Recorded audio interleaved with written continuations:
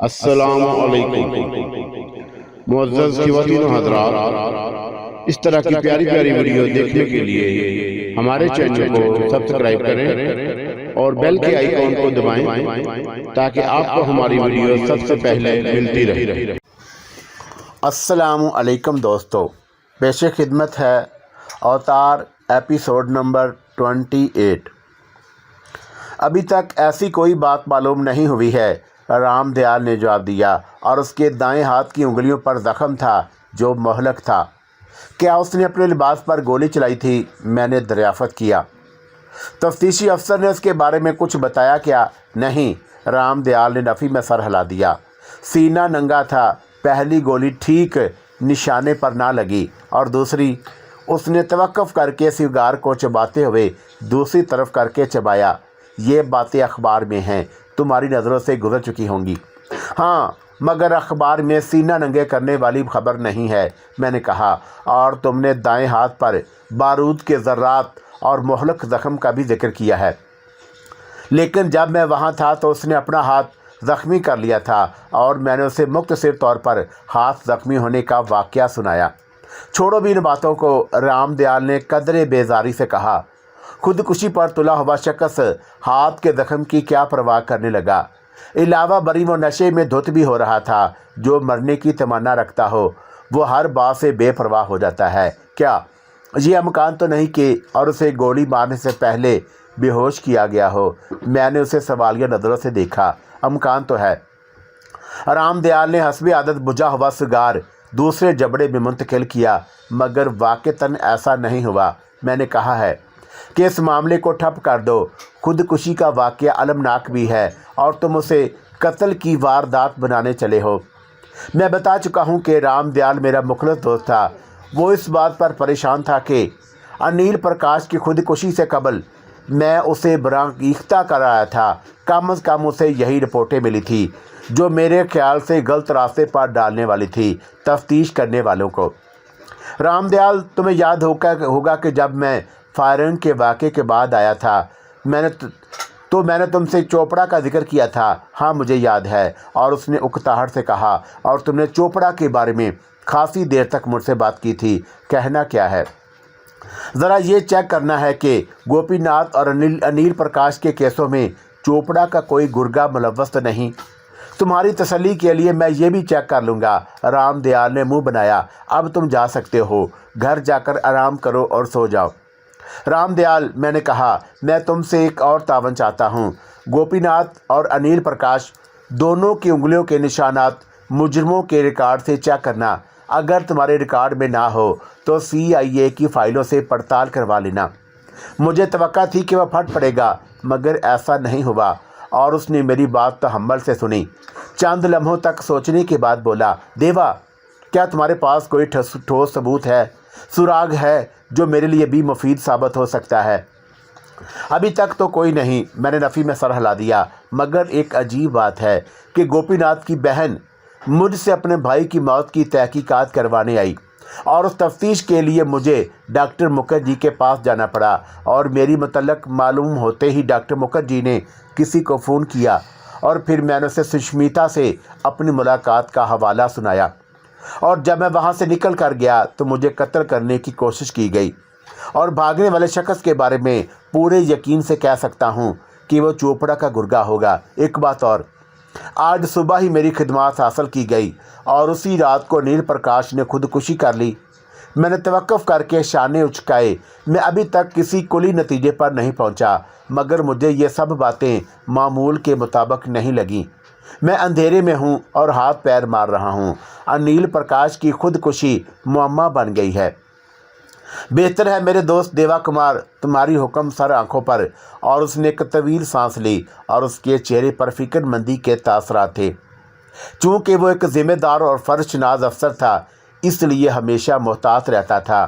جو بھی قدم اٹھاتا تھا بہت سوچ سمجھ کر، اور پھر وہ سنجیدگی سے کہنے لگا، میں تمہیں انیل پرکاش اور گوپی ناتھ چاند کے نشانات کسی وقت بھی چیک کرا دوں گا، لیکن اس فن میں میری ایک شرط ہے، تمہیں پوری کرنی ہوگی۔ بولو، منظور ہے؟ تمہاری ایک نہیں 10 شرطیں منظور ہیں، میں نے کہا، اور میں نے بھی تمہاری کسی بات سے انکار نہیں کیا۔ उस शर्त पर भी अमल करूँगा।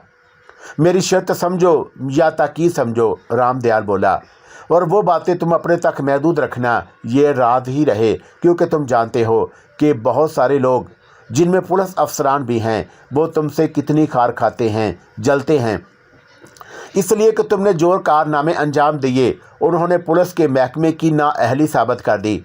मैं नहीं चाहता कि कोई फसाद और हंगामा खड़ा हो जाए।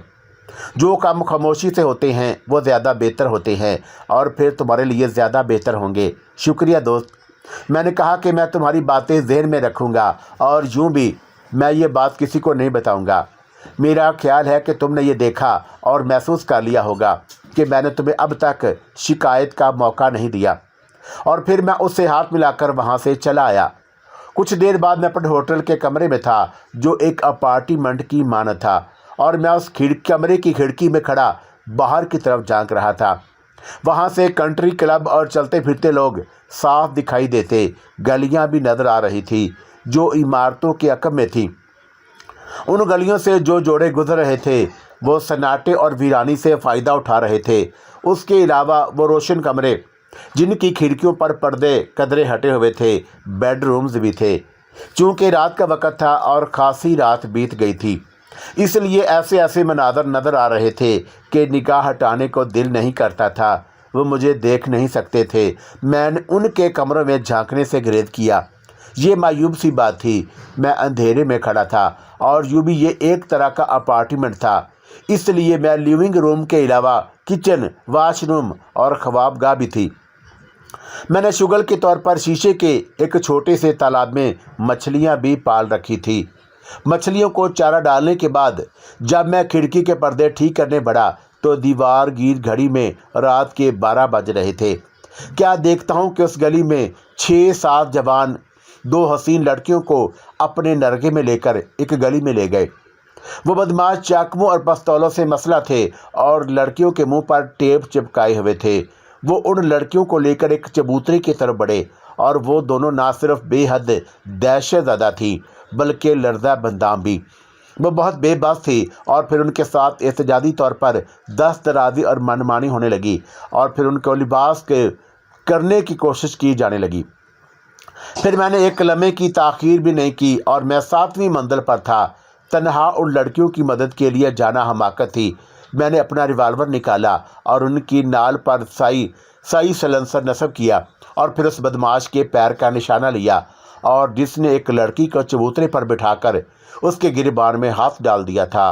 वो एक चीख मारकर इस तरह उछला जैसे उसे 11,000 वोल्ट का बिजली का झटका लगा हो, और फिर मैंने उस बदमाश के पैर में भी गोली मारी जो दूसरी लड़की को गोश में लेने की कोशिश कर रहा था, और फिर 2-3 और बदमाशों को निशाना बनाया और उनके हथियार छूटकर फर्श पर गिर पड़े।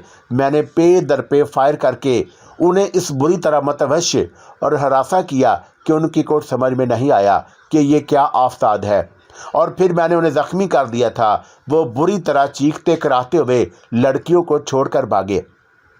अगर मैंने रिवाल्वर में साइलेंसर नस्ब ना किया होता तो फिजा गोलियों की तरतराहट से गूंज उठती और फिर लोग खिड़कियों से झांकने लगते। उन दोनों लड़कियों ने जल्दी से अपने बाल और कपड़े दुरुस्त किए, और अगर मैं इत्तेफाक से उस वक़्त खिड़की में खड़ा ना होता तो ये लड़कियां उन बदमाशों के हथियारों के ज़ोर पर अपनी इज्जत गंवा चुकी होती।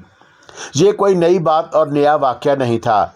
इस शहर में हर 10 मिनट में एक लड़की की आबरू रेज़ी होती थी, और उसमें औरतों का भी बहुत ज़्यादा दोष था, क्योंकि वह अपनी आज़ादी, लिबास और फैशन से फ़ायदा उठाती थी, जिस्म की नुमाइश करती थी, अजनबी मर्दों से दोस्ती और मोहब्बत करती और उनकी बेरारबी उन्हें ले डूबती। उसके अलावा मासूम और गरीब और बेसहारा लड़कियां भी हालात के तहत ज़्यादती का निशाना बन जाती। उन लड़कियों ने अपने हुलिये दुरुस्त किए। मालूम नहीं उतनी हसीन और जवान लड़कियां बेखौफ रातों को तफरीह के लिए क्यों निकली थी, और उन्हें जो सबक मिला था वो उसे नहीं बोल सकती थीं। बदमाश ही होते हैं, और उन बदमाशों ने जहां उन लड़कियों को दबोचा था वहां उनसे खूब दस्तराजी और मनमानियां की थी और उनका हशर नशर कर दिया था। उन्होंने एक दूसरे का हाथ पकड़ा और तेजी से लपकती हुई एक बगली गली में घुसकर नज़रों से उजल हो गईं। बदमाशों का असला फर्श पर बिखरा पड़ा था। मैं थोड़ी देर तक खिड़की में यूं ही खड़ा रहा और फिर वहां से हटकर रिवॉल्वर को लोड किया और फिर उसे वहीं रख दिया जहां से उठाया था। फिर मैं सोने के लिए बिस्तर पर दराज हो गया और फिर दिन भर की मसरूफियत का ख्याल आया। गोपीनाथ की गुड़िया मासूम बहन रत्ना, जगदीप और डॉक्टर मुखर्जी और गुल अंदाम और शोक सुष्मिता और शिमी जो बड़े दिलफराद और काफरा थी, बदमाशों का महल्ला, और फिर अनिल प्रकाश से मुलाकात, उन दोस्तों की झड़प, और वो भी कितने अजीब लोग थे। पर शमी लचकती थिरकती और बल खाती मेरे तस्वर आकर कहने लगी, देवा कुमार आई लव यू। आई उई और मुझे कब नींद ने अपनी आगोश में ले लिया, खबर ना हो सकी। दूसरा दिन इतवार था और सुबह सवेरे फ़ोन की घंटी ने मुझे गहरी नींद से बेदार कर दिया। मैं बेवक़्त तमाम उठा क्योंकि नींद का गलबा बड़ा शदीद था। फिर रिसीवर उठा लिया। ये हिंदुस्तानी टाइम्स बम्बई के एक अफसाना निगार का फ़ोन था। ये अखबार एतदाल पसंद था और उन खबरों में यह बात बहुत अच्छी थी कि उसमें बिला वजह सनसनीखेज़ी और चौंका देने वाली बात नहीं होती थी और ना ही नमक मिर्च लगाया जाता था। वो सदारती उम्मीदवार चंद्र सिंह का हामी और मुरीद था और उसका नज़रिया भी बेकमो कास्त बयान कर देता था और उस फसाना निगार का नाम राजपाल था। मैंने उसे नाश्ते की मेज़ पर मदऊ कर लिया और उसने नाश्ते के दौरान जो इंकशाफात किए वो मैंने दूसरे दिन के तमाम अखबारात में छपवा दिए। दरअसल अनिल प्रकाश की कोई आवाज़ नहीं थी, असल आवाज़ गोपीनाथ की थी और उसने कत्ल गोपीनाथ को इसलिए किया कि भांडा फूटने वाला था और फिर उसने खुदकुशी कर ली थी। जब लोगों को इस हकीकत का इल्म हुआ तो उन्होंने अनिल प्रकाश की समाधि में से उसकी लाश निकाल ली और उसकी बेहुरमती की। वसीयत के मुताबिक अनिल प्रकाश की लाश 10 दिन के लिए दफन किया हुआ था। इस तरह ये कहानी भी ख़त्म हो गई। तरलोक चंद मेरा देरीना दोस्त था और एक मल्लाह था और उसके पास एक लांच थी जो उसके बाप से विरसा में मिली थी। उसकी माली हालात कदरे बेहतर ना थे। मैं चूँकि मुंबई की मशीनी ज़िंदगी से उकता चुका था, इसलिए मैंने सोचा कि उससे मिलूं, उसके साथ रहूं, हाथ बटाऊं और फिर उसकी माली मदद भी करूं। मैं अपनी इस ज़िंदगी से उकता चुका था, इसलिए मैं चाहता था कि मैं इस कुछ अरसे के लिए तब्दीली तो हो। और फिर उस तब्दीली ने एक नया इंतहाई सनसीखेज़ वाक़े को जन्म दिया। आप भी ये दिलचस्प और सनसीखेज़ कहानी सुन लें, ये देखें कि दुनिया में कैसे कैसे वाक़यात पेश आते हैं। मैं कोई 10 दिन से उसकी लांच पर था। एक तरह से समुंदर की सैर भी हो जाती और माल बरादरी में उसका हाथ बटाता रहता। हम दोनों के बीच नताशा आ गई। तरलोक ने इब्तदा ही से शांता को पसंद नहीं किया था। हालांकि शांता ऐसी गई गुजरी भी नहीं थी कि कोई मर्द उसे नज़रअंदाज कर दे और उसकी तरफ बिल्कुल भी मतवज्जा ना हो। लोग उसे देखकर सर्द आहें भरते थे। ये अमर वाक़या इंतहाई तजब खेज था कि शांता के हुस्न जहाँसूज और उसकी जिस्मानी नशीब फराज से मुतासर नहीं हुआ था। ये एक तरह से अजीब और नाकाबिले फ़हम बात थी। ना वो उसकी घनेरी रेशमी और स्याह बालों का असीर हुआ था और उसके सुर्ख रस भरे होंठों में कशिश महसूस की थी। देखा जाए तो एक तरह से ये ना सिर्फ हुस्न शबाब की तौहीन थी और उसे बनाने वाले की दाद ना देना और सरासर बदज़ौक़ी थी। वो उससे मिलने रोज़ाना शानदार किस्म की नई नेट गाड़ी में आती और वो उसमें दिलचस्पी रखती थी। उसकी जो महबूबा थी वो उसकी लांच थी और उसे अपनी लांच से बेहद प्यार था। मुझे भी इस बात से कोई दिलचस्पी नहीं थी कि तरलोक क्या पसंद करता है और क्या नहीं।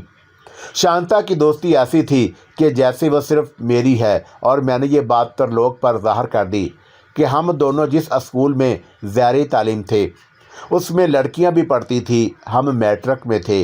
मैट्रिक में जवानी आ जाती है, लड़कियां भी नौजवान और सियानी थी। फिल्मों के असर के बायस बड़ा ज़ोरदार इश्क चलता। सिर्फ अशारेबाजी ही नहीं, पर्चाबाजी भी होती थी। तरलोक हम जमातों में सबसे कादावर, वजी और खूबसूरत था, लेकिन बेहद शर्मीला। वो 2-1 उस्तानियों और हम जमात लड़कियों ने खुद ही पेश कदमी की तो वो घबरा कर और शर्मा कर भाग आया। लड़कियों ने उसका नाम सावित्री रख दिया था। तरलोक ने एक मराठी औरत से शादी की।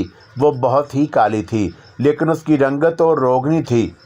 चेहरे के नकुश नगार में बड़ी कुदरत और तीखापन था और नमक था जो दिल में उतर जाता था। आंखें भी बड़ी मतवाली थी। कद भी उस तरलोक के बराबर था और उस कद ने उसके जिस्म की कशिश में बेपनाह इजाफा कर दिया था। उसे सिर्फ अपनी बीवी, बच्चों और लाड से बहुत ही दिलचस्पी और मोहब्बत थी। बीवी से वालहाना मोहब्बत का सबूत उसके 6 अदद बच्चे थे। वो कहता था कि यार देवा, ये शांता जहरीली नागिन है, कहीं किसी दिन ये मुसीबतों का बायस ना बन जाए, ये डस ना ले। वो अपनी बीवी की बीमारी की वजह से बहुत परेशान था और उसकी बीमारी काफ़ी अरसे से थी और पेचीदा भी थी। उसका इलाज करवा रहा था, अफाका नहीं हो पा रहा था। वो बच्चों की ग़िज़ा, लिबास और बीवी के इलाज के लिए उस माल बरादर और माहीगीर लान से खूब कमाता तो था, लेकिन महंगाई का बूत हड़प कर जाता। उस पसे मंज़र के साथ ही शांता की दस्तरस से इतनी दूर थी कि जितना चाँद। गालबन इस बात से वह शांता से चिढ़ता था और शिकायतों की जड़ था। अगर वो आसूदा हाल होता और उसकी बीवी बीमार नहीं रहती होती तो फिर वो शायद शांता की तरफ मतवज्जा हो जाता, उसे शायद फतेह कर लेता। असल बात यह थी कि मैं भी शांता का ज़हन पढ़ चुका था। मैं जान चुका था कि शांता क्यों और किस लिए रोज़ाना मुझसे मिलने आती है। वो एक तूफ़ान का पेश खैमा थी। मैंने शांता के बारे में तरलोक को एतमाद में लिया था, ना उसकी ज़रूरत थी। बस मैं तमाशा देख रहा था। मैं ये चाहता था कि शांता की कहानी को अंजाम तक पहुंचाऊं।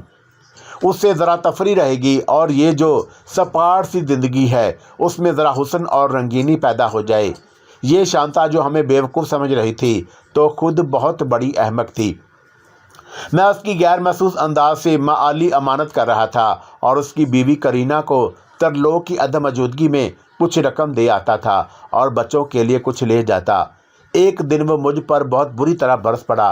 देवा यार, तू मेरी आदत अपनी माली और एहसानात से ख़राब ना कर। तू कुछ दिनों के लिए मेरा हाथ बटाने आया है और जब तू जासूसी करने चला जाएगा, इधर का रुख नहीं करेगा, तब मैं क्या करूँगा?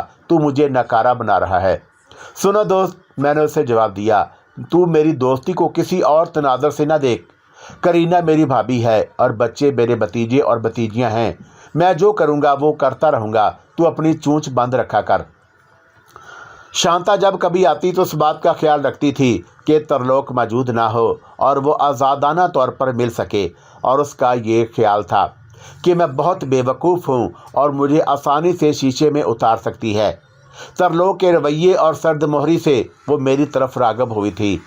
जब वो कैबिन में आती तो मेरे होंठ उसके होंठों की मिठास से बंद हो जाते और उसके ज़हन में ये बात थी कि अगर मैं हद से तजावज़ कर भी जाऊँ तो उसे कोई तर्द ना होगा, क्योंकि वो अपने मंसूबे के लिए एक घड़ी क्या 2-1 रातें भी गुजारने के लिए तैयार थी।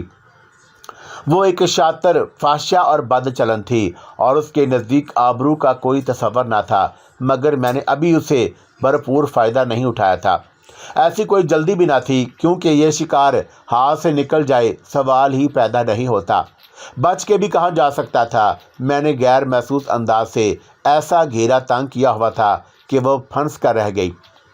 एक दफ़ा तरलोक ने हम दोनों को कैबिन में मोहब्बत भरे जज्बाती अंदाज में देख लिया और मैं उसके चेहरे पर झुका हुआ उसके कान में मोहब्बत भरे अल्फाज का रस डाल रहा था और उसने बड़ी मोहब्बत से मेरा हाथ थाम रखा था और जो अब भी जवाब भी उसी अंदाज से दे रही थी। देखने वाले को ऐसा लगता था कि हम दोनों किसी फिल्म के मोहब्बत भरे सीन की अक्सबंदी करा रहे हैं।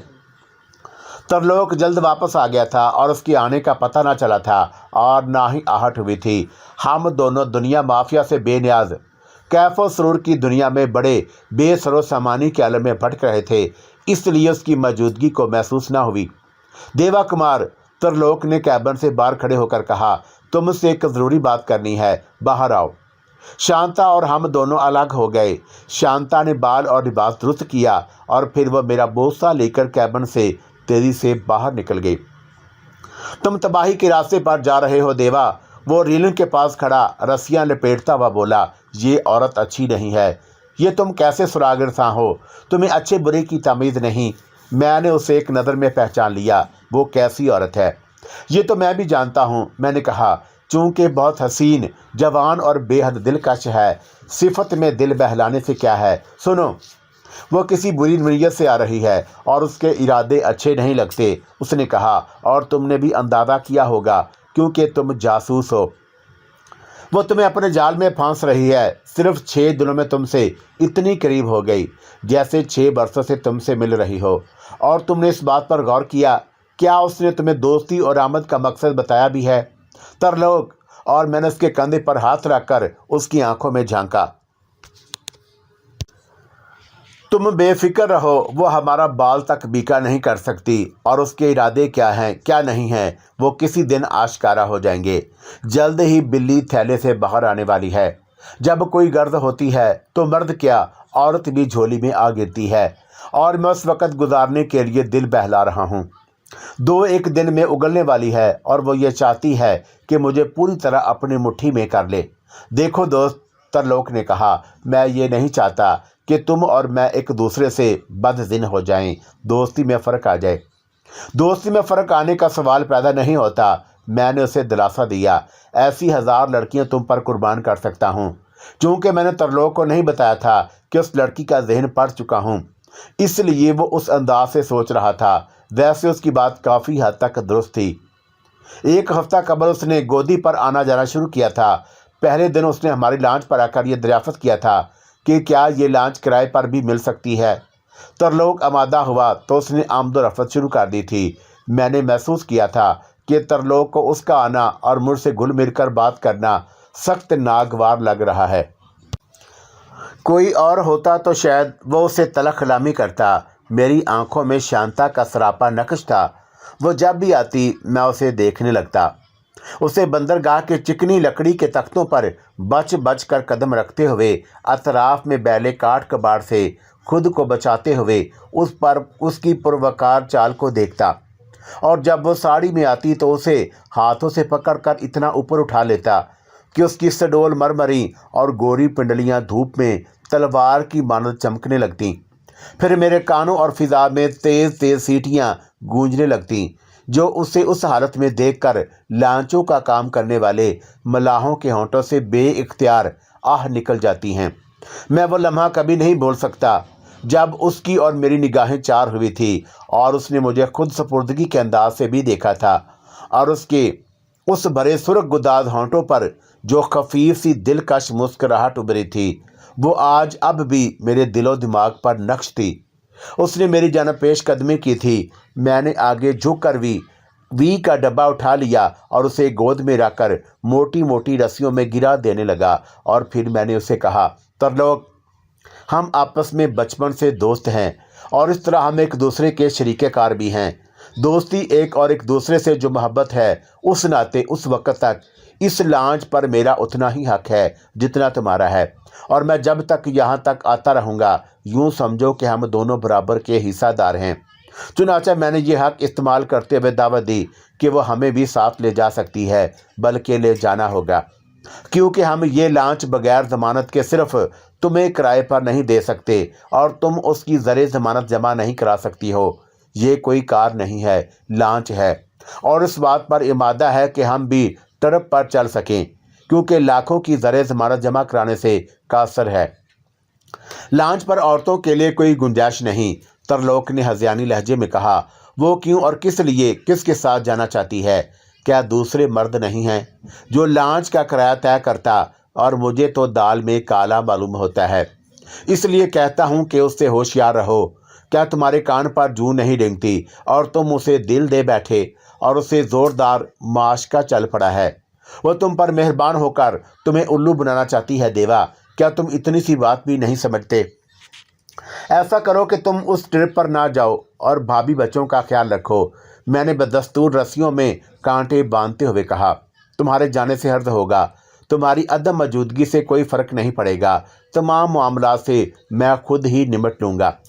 उसका नाम हमवार चेहरा अचानक अफसरदा हो गया और फिर उसके चेहरे के तासरात बदलते गए और फिर वो कर्बनाक लहजे में बोला, ये बात मेरी तसव्वुर से कहीं भयानक है कि तुम अपने दोस्त तरलोक से उस अंदाज से भी बात करोगे। तरलोक, तुम ख्वा मख्वा जज्बाती हो रहे हो दोस्त। ये कैसे मुमकिन है? कि मैं तुम्हें नज़रअंदाज कर दूं और साथ न ले जाऊं। मैंने ये बात इसलिए कही कि तुम शांता को बर्दाश्त नहीं कर रहे, वो तुम्हें जहर लगती है और उसका वजूद किसी नागन की तरह महसूस होता है। तुम साथ चलोगे तो मुझे बहुत खुशी होगी। मेरी बात सुनकर उसकी आंखों में जो वहशत थी वो कम हो गई और उसने एक सर्द आह भरकर बुझे हुए लहजे में कहा, मैं तुम्हारे साथ जाने पर तैयार हूँ, क्योंकि करीना के ऑपरेशन के लिए मुझे शदीद रकम की ज़रूरत है। मैं तुमसे कर्ज या माली मदद लेना नहीं चाहता, क्योंकि इससे मेरी अना मजरू होगी। मैं जानता हूँ कि तुम बहुत मुखलस और हमदर्द हो। माजी में तुम मेरे बहुत काम आए थे और तुमने मेरे पिताजी की बीमारी के समय मुआवजे के अखराजात बर्दाश्त किए थे। मैं वो तुम्हारा एहसान उतार ना सका। आज मैं उस बोझ में दबा हुआ हूँ और तुम मुझ पर मज़ीद बोझ ना डालो। अब मैं बर्दाश्त नहीं कर सकूँगा। उसके अलावा मुझे बच्चों की ज़रूरियात का ख्याल भी रखना है। तुम्हारे बच्चे लॉन्च पर आते हैं तो उसे खेल का मैदान बना लेते हैं, मैंने कहा, और वो जितने प्यारे हैं उतने ही शरीर भी। लेकिन यार, बचपन में तुम शरीर ना थे।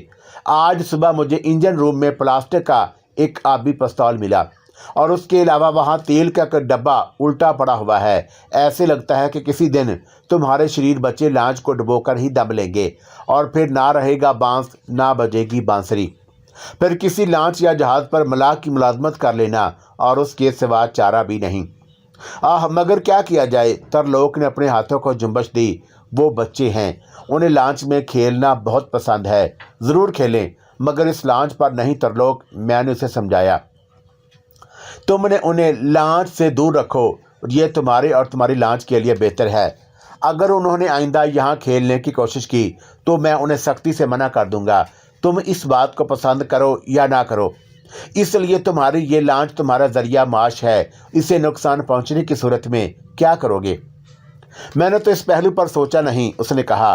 ठीक है, और वह यहाँ खेलने के लिए आए तो उनकी पिटाई कर देना। मगर तुमने इस पहलू पर गौर किया है कि एक नहायत हसीन, नौजवान और पुरकशिश लड़की जिसकी उम्र 18-19 वर्ष की है, तुम में इतनी दिलचस्पी क्यों ले रही है, ये जानते हुए भी कि तुम इस लांच के मालिक नहीं हो, मेरे दोस्त हो। बाद औकात सरता पाँव मछली के मुंह में बसे होते हैं और फिर भी वो हम आगोश हो जाती है। आखिर वो तुम में इतनी दिलचस्पी क्यों ले रही है? तुम सुरागर सा हो या काठ की उल्लू जो इतनी सी बात समझ नहीं पा रहे। मैंने वहील हाउस के शीशे में अपना अक्स देखा और फिर मैं कोई बदसूरत ना था, खूबसूरत और वजी भी था, मैंने जवाब दिया।